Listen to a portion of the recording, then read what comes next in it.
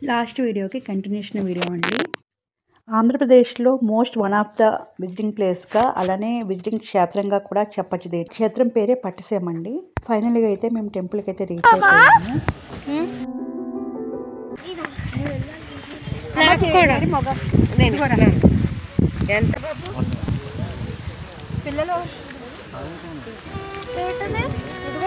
మనం దాంట్లో కూర్చొని తినాలి లాంచీలో.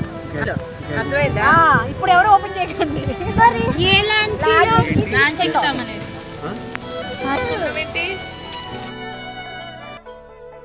ఇప్పుడు మనం టెంపుల్కి వెళ్ళాలి అంటే మధ్యలో గోదావరి ఉంటుందండి. బోట్ కానీ లాంచెస్ కానీ ఉంటాయి. సో మేము వాటి కోసమే వెయిటింగ్. ఆ బోట్ నిండేంత వరకు కూడా బోట్ అనేది కదలదండి. మళ్ళీ అక్కడ ఎక్కించుకుని మళ్ళీ ఇక్కడ దింపడానికి వస్తుంది. సో ఆ బోట్ అయితే మనం ఎక్కాల్సి ఉంటుంది. 5 years దాటిన పైబడిన ఎవరికైనా కానీ ఒకటి టికెట్ అండి, 50 రూపీస్ అయితే ఉంటుంది. ఆ 50 రూపీస్ మనం వెళ్ళొచ్చు రావచ్చు అనమాట. సో ఈ విధంగా అయితే మనం లాంచ్ అయితే ఎక్కేస్తాము. ఎక్కిన వెంటనే బయలుదేరిపోదండి అది. ఆ లాంచ్ మొత్తం ఫిల్ అయ్యాక కానీ బయలుదేరదు. సో ఇప్పుడైతే మనం ఆ లాంచ్లో వెళ్తూ గోదావరి అందాలను ఆస్వాదిస్తూ హ్యాపీగా వెళ్ళొచ్చు అనమాట టెంపుల్ దగ్గరికి.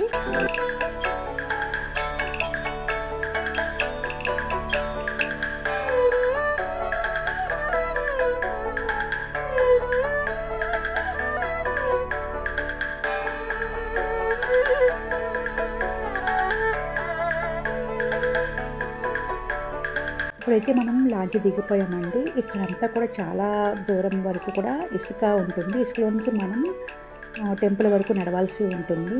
సో ఈ లొకేషన్ మీకు చూసినట్లయితే చాలా మూవీస్లో ఉంటుంది. సో ఇంత అందమైన అద్భుతాన్ని మనం చూడాలి అంటే స్వయంగా రావాల్సిందే అండి. ఇలా చూసేదానికంటే మనం ఎప్పుడైనా వీలైనప్పుడు పర్టికులర్గా ఈ ప్లేస్ అంటూ మనం విజిట్ చేయాల్సి ఉంటుంది.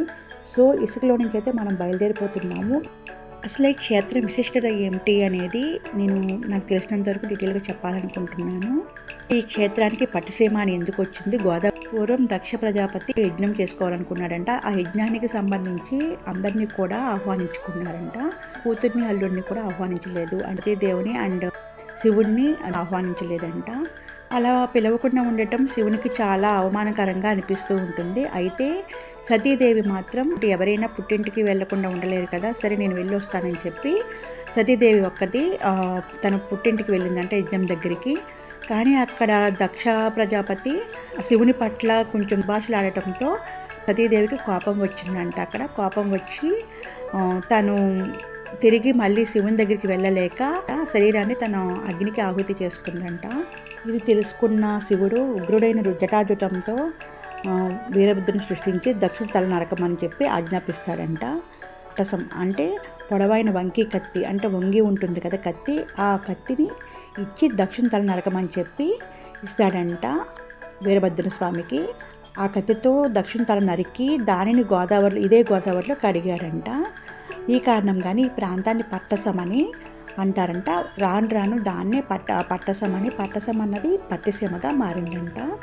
సో ఆ పట్టిసీమ క్షేత్రంగా పిలుస్తూ ఉంటారు.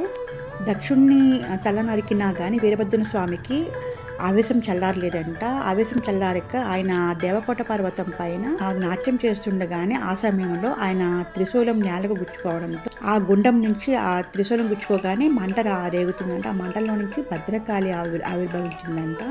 దక్షుడి తల నరకడానికి ముందే వీరభద్రుని నిలువరించడానికి భావనారాయణ స్వామి చక్రాయుధాన్ని ప్రయోగించాడు. అయితే ఆయన ఆ చక్రాన్ని నోట కరుచుకొని నమిలి మింగేశాడు. దాంతో ఈ స్వామిని శ్రీ భావనారాయణుడు సహస్ర కమలాలతో పూజించి శాంతింపజేయడానికి ప్రయత్నించారంట. అయితే ప్రతిసారి ఒక కమలం తక్కువ అవుతూ ఉండటంతో తన వామనేత్రాన్ని ఒక కమలంగా భావించి సమర్పించాడంట. ఈ సందర్భంలోనే భావనారాయణుడికి వీరభద్రుడు తిరిగి చక్రాయుధాన్ని ఇచ్చినట్లు శిలాపురాణం చెబుతుంది. భద్రకాళీశ్వర భీకర రుద్ర నాట్యాన్ని ఆపడానికి దేవతల కోరిక మీద అక్కడికి వచ్చిన అగస్త్య మహర్షి వీరభద్రుడిని వెనుక నుంచి గట్టిగా పట్టుకున్నాడంట. అప్పుడు వీరభద్రునికి ఆవేశం చల్లారి లింగ రూపంలో దేవకోట పర్వతం మీద భద్రకాళీ మాతతో వెలిశాడంట. వీరేశ్వరుడిగా ఆరాధించి భద్రకాళీలతో ఆ స్వామి వివాహం జరిపించారంట మహారాజు. అలాగే శ్రీ భూ నీలా సమేత భావనారాయణ స్వామికి కూడా వివాహం జరిపించారంట. ఈ సమయంలోనే అగస్త్యుడు శ్రీ వీరేశ్వర స్వామిని భక్తితో ఆలింగనం చేసుకున్నాడంట. శివలింగంపై ఇప్పటికీ అగస్త్యుడి చేతిగుర్తులు కనిపిస్తూ ఉంటాయని అక్కడ అంటూ ఉంటారండి చాలామంది. శ్రీరాముడి విగ్రహం కోసం జాంబవంతుడు ఈ పర్వతం పైన తపస్సు చేశాడని ప్రతీతి. పరశురాముడు కూడా వీరేశ్వరుని దర్శించుకొని మోక్షాన్ని పొందాడని తెలుస్తుంది. టెంపుల్ మొత్తం వ్యూని మీకు చూపించబోతున్నాను, చూసేయండి.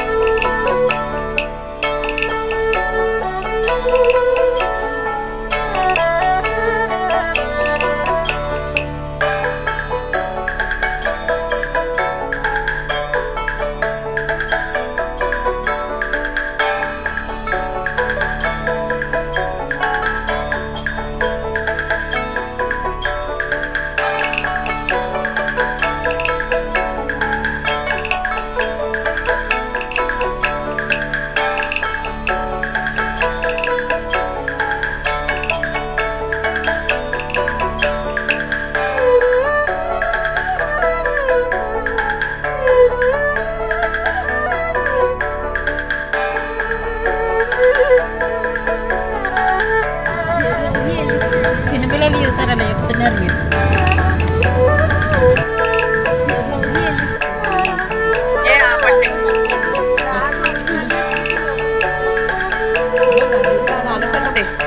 పిల్లలకి